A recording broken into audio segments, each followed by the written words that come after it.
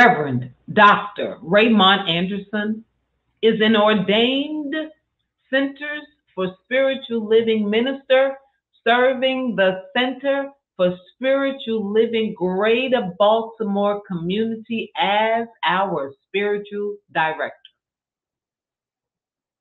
As a lifelong learner with a passion for self-development, personal transformation, transmutation, and transfiguration, he has frequently been referred to as a Renaissance man and visionary New Thought leader who makes complex metaphysical concepts readily understandable and applicable. His mission is to live, move, and be an active member of society who serves to educate, elucidate, and emancipate people and communities to awaken and empower themselves. ACTIVE is an acronym that stands for authentic, compassionate, transparent, inspired, vibrant, and empowered. And he continues to live his bliss as a teacher, minister, author, workshop and seminar facilitator, visual artist, ASL interpreter, and ASL performing artist, mentor, father, grandfather, and more. I give you Reverend Dr. Ray.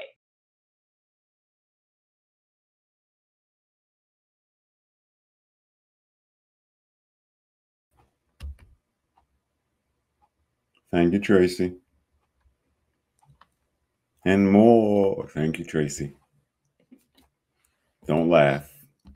So, as we conclude this month, the series, Living Everyday Wonder, focusing specifically on nature, today it is very fitting that we are focusing on your divine nature, that you are naturally divine. You are naturally divine. Humankind is naturally divine because what was the song, or what was one of the lines in the song that Soul Pajamas sang earlier? God is all there is. So, whoa, if it's all there is, if God is all there is, then that which is humanity must also be that, because it's all there is. How interesting and fascinating it is to recognize that what you are, what we are as humans, that we are creative and intelligent and empathic and all of these things that make us recognize and experience and enjoy and all of the things we do as humans. That we are these multifaceted, multi-layered, multi-dimensional expressions of the one.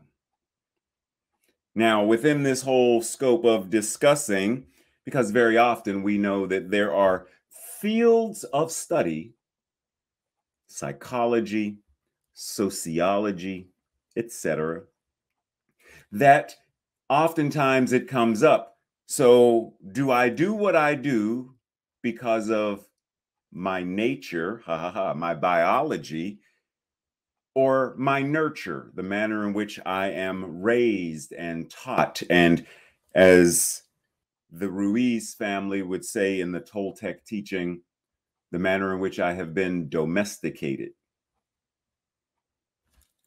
Which one?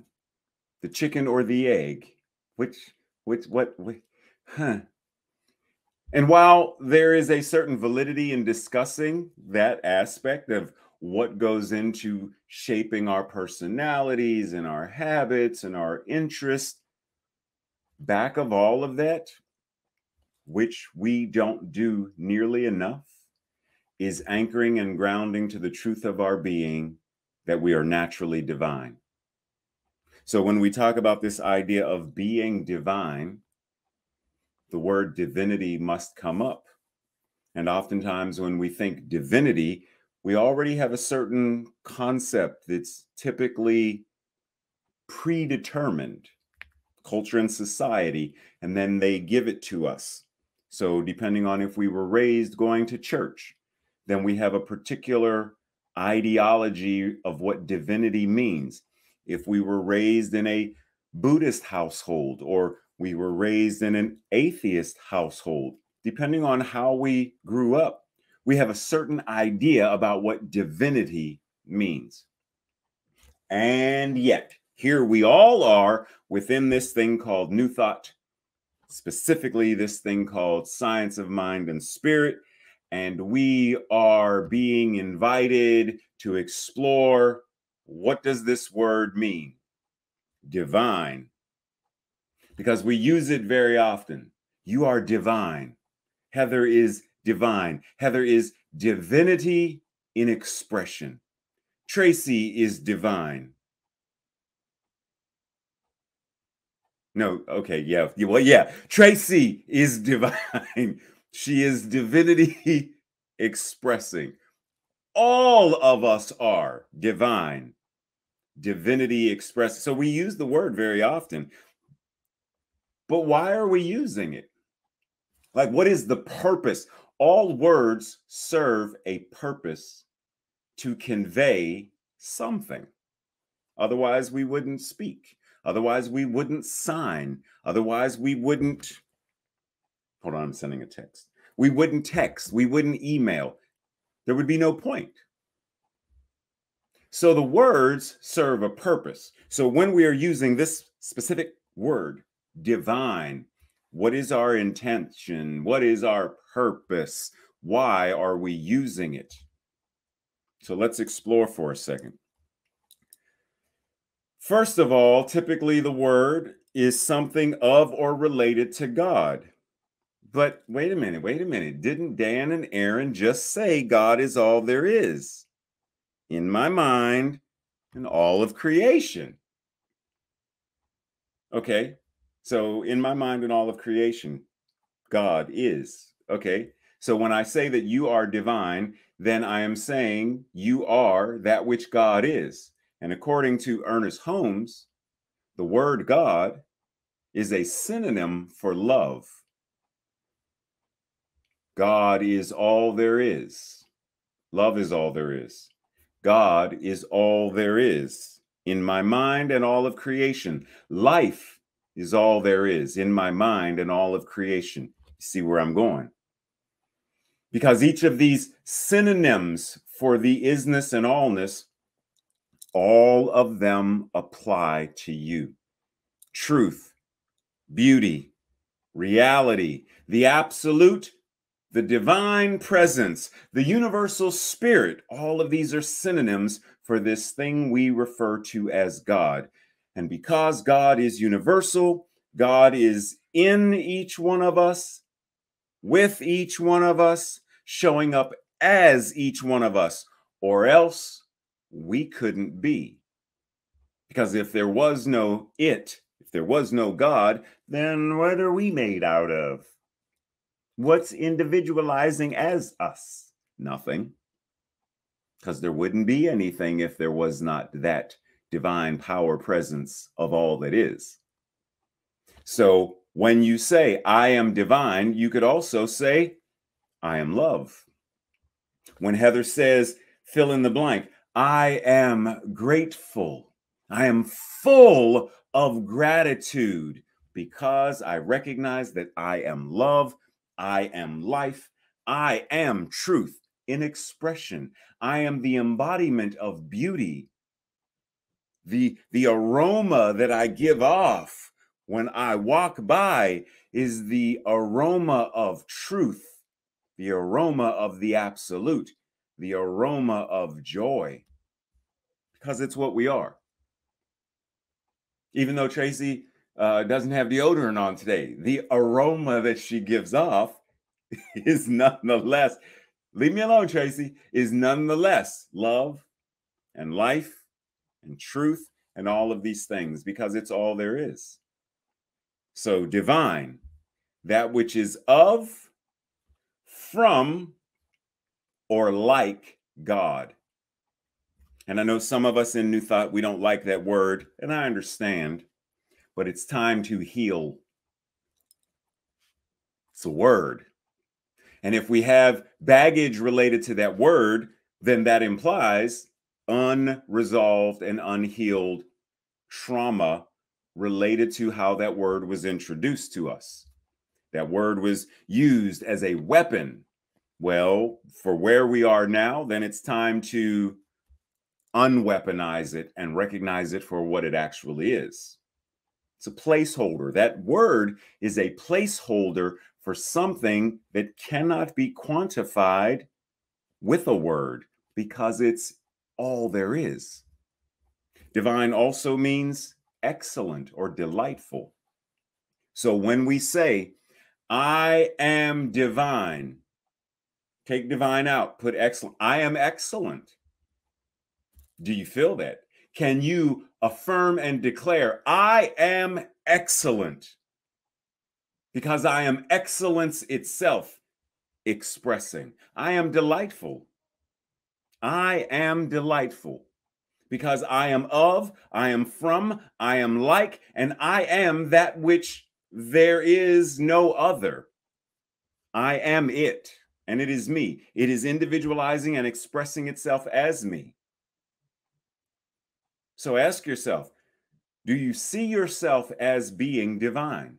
Are you able to see yourself that way? Do you feel yourself as divine? Are you able to anchor into the energy of, I feel it, in the same way that you feel love, the emotion of it, or the more physical sensation of, I feel hungry. So whether it's a physical feeling or an emotional feeling, are you able to anchor into that and experience, I feel divine. I see myself, I recognize myself as divine. And if you can't, why not? What's going on? And if you are able to, what gives you the ability to do so? Like it didn't just pop up, you're like, oh, I'm divine. I feel it, I see it, I am it, I'm good. Something clicked or shifted, unless you just, popped out of the womb and you're like, boom, I'm here. I'm a divine being, like whatever. If like, don't judge me. If Tracy can sing this morning, then so can I. But the point is, we all are moving through this thing called life. And we are becoming more aware of the truth. We're not remembering who we are. We are recognizing the truth of our being. In the same way that if you walk past the mirror and you look at your reflection, you don't, is that me? I have to remember. I haven't seen my face in such a long time. I don't remember what I look like. Let me remember. You just recognize.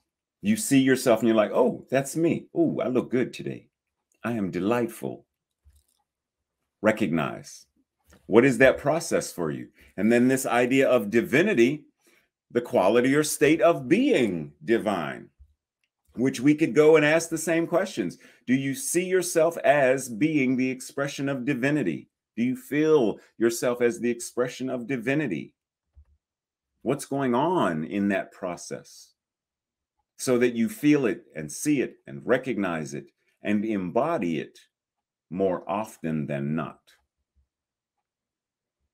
Thomas Troward, one of Tracy's favorite authors, says, the principle of life must be prolific.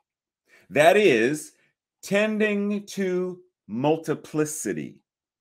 And therefore, the original thought image must be fundamental to entire groups of people and not exclusively to particular individuals. See, oftentimes we will say that person is holy, the Dalai Lama. That person is wise, Mother Teresa. That person is, someone else is something other than. Because there's no way I could ever be that. Just lowly me. I'm just a sinner. I'm broken and I'm traumatized and then we bump ourselves down, down, down, down, down, down, down. Anything to make ourselves more secular and less sacred. But according to what he's saying here, this thing that is the divine is fundamental to all of humanity, not an exclusive. There is no, yeah. So you want a membership to the We Know We Are God Club? It's available to every single person all the time because it is an expression of every single person. A living embodiment of divinity. What does it look like? What does it feel like? When anchored in it, what does the action look like? Like what is that? Because when we can identify that, then we are able to take it on. We are able to truly embody it. If I know what a red sweater looks like, then I can go to the store, get a red sweater, and put it on. If I know what strawberry yogurt looks like and smells like and tastes like, then if I open peach and I taste it, I'm like, that's not strawberry. And then I'm able to go to which one is strawberry and take it in, digest it, ingest it and digest it. Same thing for this thing of divinity. If I am able to recognize it, then I'm able to embody it. So we are invited to really sit with the concept of you are naturally divine. So what does it look like? What does it smell like? What does it taste like? What does it feel like? What does it act like? And then be it. Ernest Holmes says, life waits upon people's discovery of natural laws, their discovery of themselves, and their discovery of their relationship to the greater whole. In other words, there is nothing that is forcing us to learn, to grow, because see, we often will say things like, you know, the universe hit me with another cosmic 2x4. Well, that's still an anthropomorphic universe, because that universe is saying, if Ray doesn't learn this right, I'm going to clobber him again. So we say things that, you know, the universe wants me to learn this lesson. No, it doesn't. Because that anthropomorphizes the universe again. The universe simply is. That's like saying electricity is sitting somewhere and electricity is saying, I really hope Tracy learns how to plug the blender in because I want her to make smoothies. And so electricity sits somewhere, and every time Tracy doesn't plug in the blender, electricity shows up in the static in the clothing that she takes out of the dryer. Oh, that's static. And the electricity is like, okay, is she going to learn now? Okay, I got to shock her again. Is she going to learn? Doesn't work that way. Life simply is. Now, he says life waits. It's not really even waiting, technically. Life simply is. And in the process of that isness, people discover electricity. People discover gravity. People discover buoyancy. People discover, this is me. That's you. People discover their relationship to, this is humanity. This is biology. This is Earth. People discover in the process of the isness of all that is. And this discovery happens because of a certain level of focus that we practice, a certain level of focus that we engage in consciously. So if I were to ask, during the day, just in general during the day, what are you predominantly focused upon? Are you focused upon the things that you can't do, the things that you once were able to do? Are you focused upon the things that are going wrong in the world? What are you focused upon predominantly? Like literally, if we could break down moment by moment and extrapolate your thoughts and place them on a scale, on a balance, where would we see the predominant, oh, wow, where would we see that? What are you tending predominantly throughout your day to place your focus upon? Now, this image is that of one who is referred to as an alchemist, because an alchemist is focused on taking something such as a base metal like lead and turning it into gold. They are focused on the transmutation of substance. Michael Bernard Beckwith, Reverend Dr. Michael Bernard Beckwith says, as the alchemist of your own life, breathe. As the alchemist of your own life, find the frequency that you want to experience and place your attention there.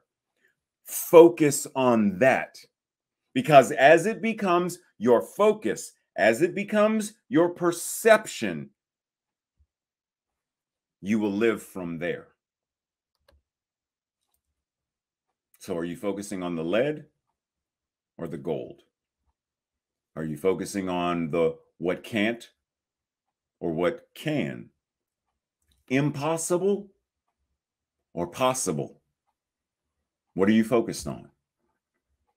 Breathe, because this is a lot. This is woo. Now, this passage from Living the Science of Mind specifically refers to what we call practitioners, but recognize that we are all thinking individuals, therefore we are all practitioners, whether we have a license or not. So, a practitioner must continuously be conscious that all the good there is theirs. A practitioner must continuously be focused on, in a conscious manner, an intentional manner, recognizing that all the good there is theirs. Not some part of the good that is, but all of it. And it's not only simply available, but it's workable. It's applicable. It's something that can be embodied and utilized and lived from. It is not only ever present, it always responds to them. It always responds to you. So how are you utilizing it? How are you embodying it? How are you receiving it? How are you focused on it? Breathe. So we often say things like, and the next slide is going to be a quote from Gandhi, who's going to say this thing. So we'll get to that in a second. Don't lose faith. But what if I told you it's not possible for you to lose faith? You can't lose it, because faith is God. Faith is that power that knows that when it speaks, that word is made flesh. So it's not possible to lose. That's like saying, don't lose gravity. Hey, Ashlee, when you go out of the house today to go grocery shopping, don't lose gravity, because you might float away. And Ashlee's going to look at me like, what? I can't lose gravity. I can't, because even when we're in outer space and we say we're weightless, gravity is still present. We didn't lose it. It just has a different effect on us in that space. So you cannot lose faith. So let's go to what Gandhi says. You must not lose faith in humanity. So what is he really saying? You must not misapply faith in humanity. Humanity is an ocean. if a few drops of the ocean are polluted, are dirty, the ocean does not become dirty. So do not misapply your faith.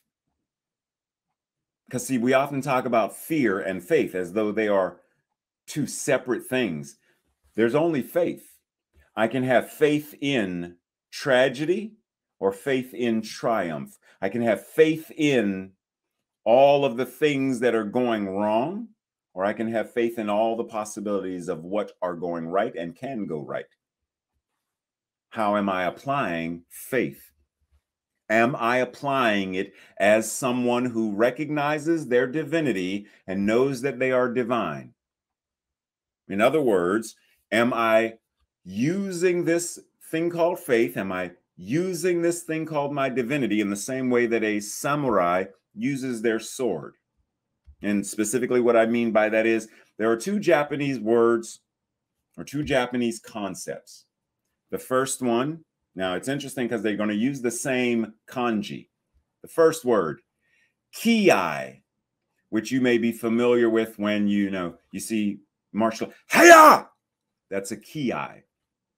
And what it means is to unite the force of one's energy. You are using breath and sound to focus your energy into a single focal point, whether that's a strike by hand, by foot, or sword cut, whatever it is.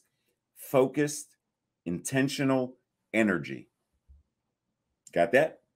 And then you have aiki, which is a same kanji, but reversed, which is a term used also in the Japanese martial arts, which means this idea of being able to direct your energy, being able to manipulate your energy so that when the opponent comes at you, you are able to redirect and turn lead to gold. You are able to redirect and turn misfortune into fortune. You are able to redirect ki.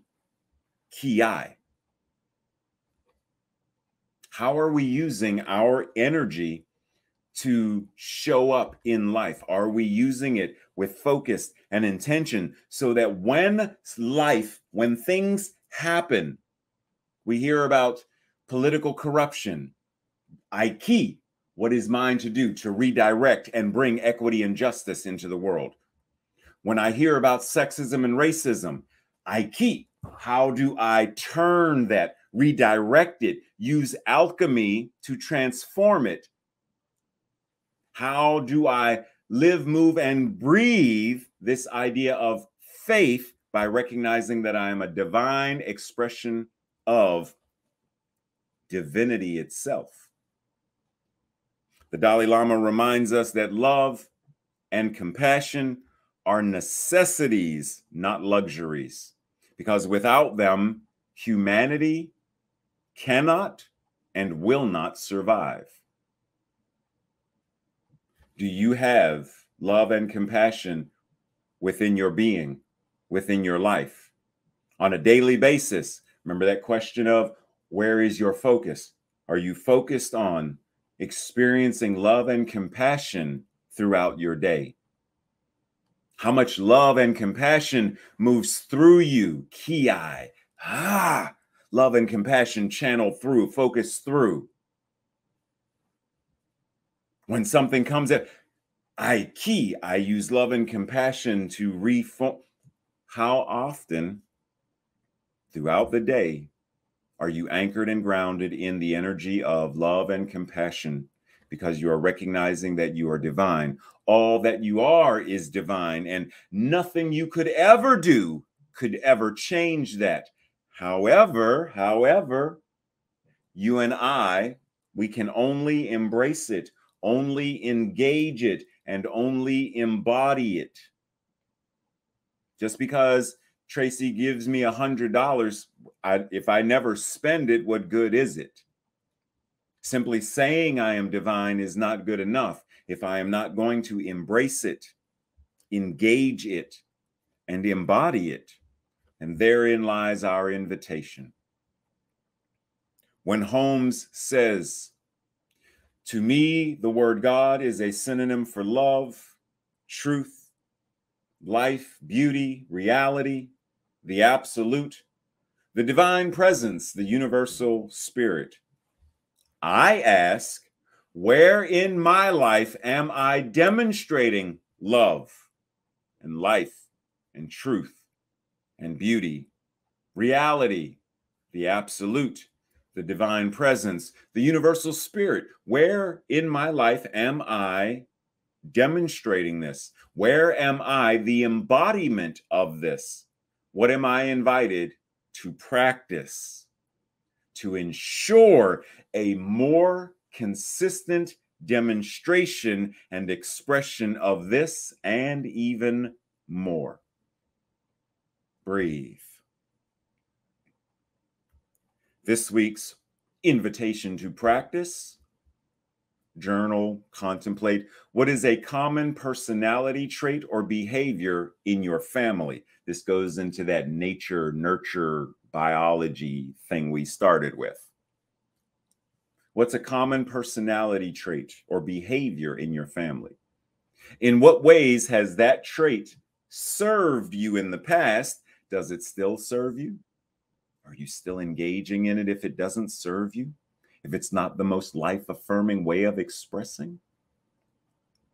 Number 2, do you see any undesirable traits and or behaviors, either or, in yourself, in others, in the community? How does it relate to you? How are you like them, whoever you're seeing this trait or behavior in? How are you different?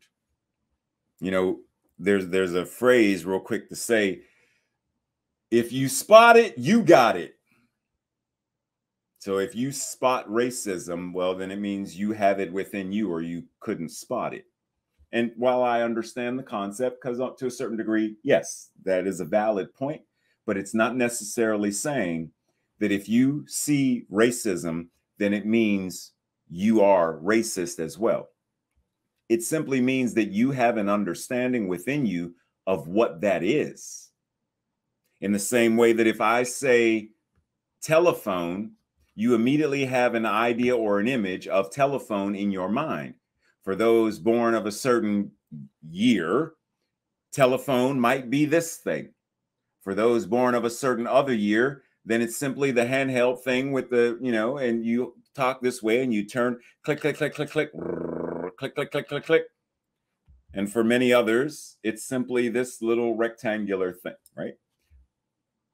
But you have an understanding of it within your consciousness. If I say telephone, it doesn't mean you are one. It means you understand what one is. So when you recognize traits or behaviors in others, don't automatically pin it on you like, oh, it means I too must be. It simply means, now there may be work around it to do, but it means you understand and you recognize, and therein lies the invitation of, am I invited to heal something, forgive something, transcend something? Number 3, identify 5 traits and or behaviors that humans share with animals. How are these traits or behaviors detrimental, non-life affirming? How do they serve us? You know, how many times have we watched one of those videos of cats and dogs or whatever, and we're like, oh my goodness, they act so much like people. Is that jealousy? But like, what is that? What are some traits or behaviors that animals demonstrate that we share with them? And then lastly, have a conversation with 4 people about how you practice the presence of the divine in, through, around, and as you. How do you practice the recognition that this is the truth of your being? And as always, if you ever want copies of the slides, just email me or Tracy and we will make sure you get them. And feel free, remember that Thursday is the study group that goes over these slides to discuss them in depth. Now, today's declaration, I will say it first, and if you feel in alignment, then say it with me on the second time around. I am of the divine being. My true nature is divine. And technically it could be, I am of the divine beingness. My true nature is divine. Together. I am of the divine beingness. My true nature is divine. I am that. I am. So we anchor right now, recognizing God is all there is. And because it's all there is, I right now recognize and know that therefore I must be naturally divine. I am divinity expressing naturally, brilliantly, exquisitely, delightfully. And I confidently accept this. And I confidently go forth. And I know that what is true for me, because God is all there is, I know what is true for me must be true for each and every person, whether watching right now live or watching this recording later. The truth is the truth. It's the whole truth. It's nothing but the truth. And it's always the truth, no matter what. You are naturally divine right now. The law says yes. You are brilliant. The law says yes. You are gorgeous. The law says yes. You are talented. The law says yes. Name it, claim it, embody it, live it. The law says yes. And knowing that, then I know that this entire service is the demonstration of what answered prayer looks like, smells like, feels like, laughs like, is enjoyed like. Because this is answered prayer. We don't simply live in answered prayer, we live as answered prayer. The law says yes. And because it says yes, I confidently stand back and marvel at the way that all of creation demonstrates what is already known. And I breathe and I allow it to be. And so it is. Namaste, much love and blessings.